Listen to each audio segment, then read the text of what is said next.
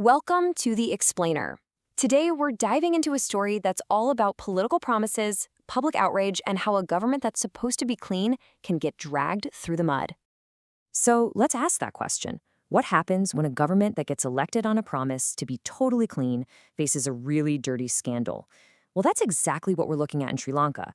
This isn't just some political soap opera. It's a fascinating case study in just how fast public trust can completely shatter.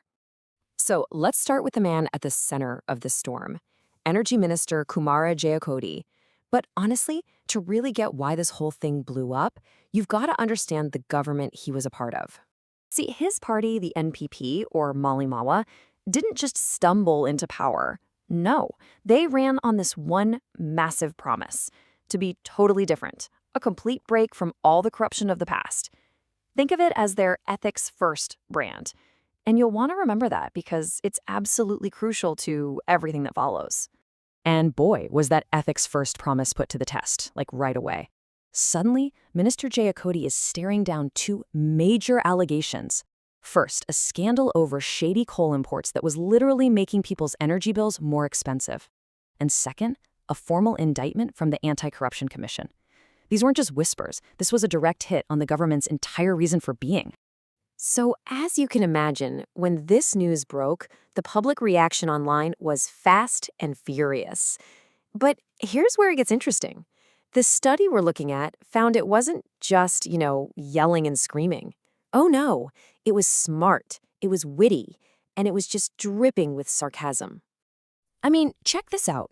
People were literally throwing the president's own words right back in his face.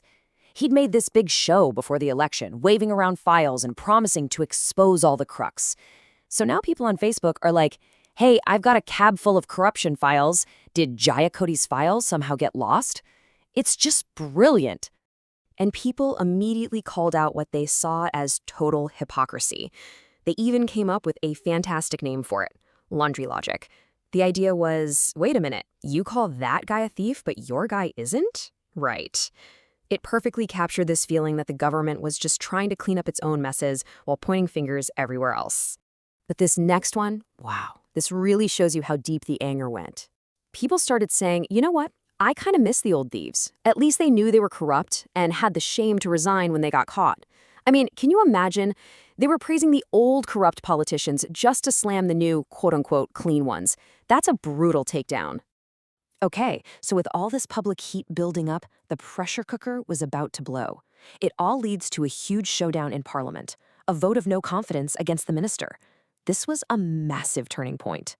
And on April 10th, the votes are counted. The results? 153 to 49. The motion fails, and it's not even close. The government flexed its muscles, circled the wagons, and used its huge majority to protect their guy. But here's the twist. As this quote shows, winning in Parliament didn't mean they won over the people. Not even close. In what really matters, the court of public opinion, they got absolutely hammered. That victory in the chamber, it turned out to be completely hollow. And let's dig into that, because after that vote, something really fundamental shifted. The anger didn't go away. It just changed its address. Just look at this.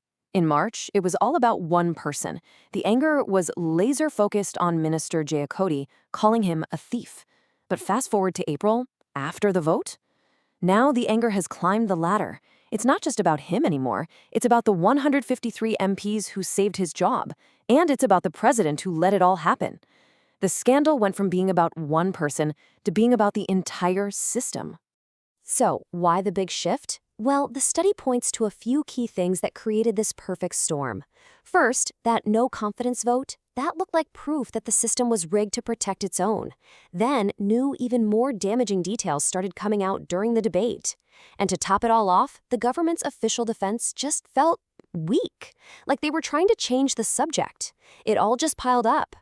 But this is where it gets really damaging for the government, because the analysis found a new voice starting to speak up. And it was the one voice they probably feared the most. For the first time, researchers started seeing posts from a new group. People who were openly saying, I voted for these guys. These weren't the usual critics or the opposition. These were their own supporters. And now they were airing their dirty laundry and their disappointment in public.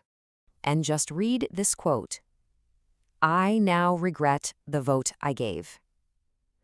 That's powerful stuff.